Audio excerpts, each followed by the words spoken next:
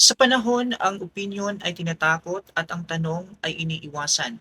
Dito sa channel na 'to, walang paligoy-ligoy, ito ang opinyon ko. Bumaba sa 3 ang net trust ratings ni Pangulong Bongbong Marcos ayon sa SWS survey noong Nobyembre. Hindi ito tsismis, datos ito. At linawin natin, hindi ito unang beses, nangyari na rin ito noong Marso, Abril at Mayo. Paulit-ulit, ibig sabihin may paulit-ulit na dahilan. Para sa akin, malinaw na ang mensahe ng publiko may pagkukulang na nararamdaman ang tao. Unang-una dyan, ang flood control, korupsyon at galit ng taong bayan. Hindi lang ito usapin ng trust rating, ito ay usapin ng baha na paulit-ulit, bahay na nilulubog, pamilyang nawawalan, habang may mga balitang pundo na ang nawawala. Sabi nga sa Stratbase, kinukunikta na ng mga Pilipino ang korupsyon sa kabiguan ng pamahalaan at sa tunay na pinsala sa buhay ng tao. At tama sila.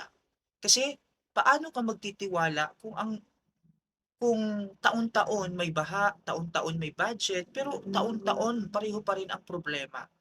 So bakit umaakyat kay Bifi Sara? Samantala, umakyat sa 31% net trust rating ni BP Sara Duterte. Hindi ito aksidente. Maaring dahil sa imahe ng katatagan o dahil mas ramdam ng tao ang paninindigan kahit hindi palaging maingay. Hindi ibig sabihin nito na santo ang isa at demonyo ang isa. Pero malinaw, may hinahanap ang tao na hindi nila nararamdaman sa kasalukuyan. Ang totoong isyu, hindi ito BBM versus Sara, hindi ito Dilawan o DDS. Ang totoong isyu ay ito. May napapanagot ba? May nagbabago ba? May natututo ba?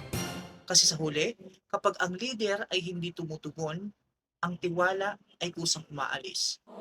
Hindi ako eksperto. Isa lang akong mamamayan na nagtatanong.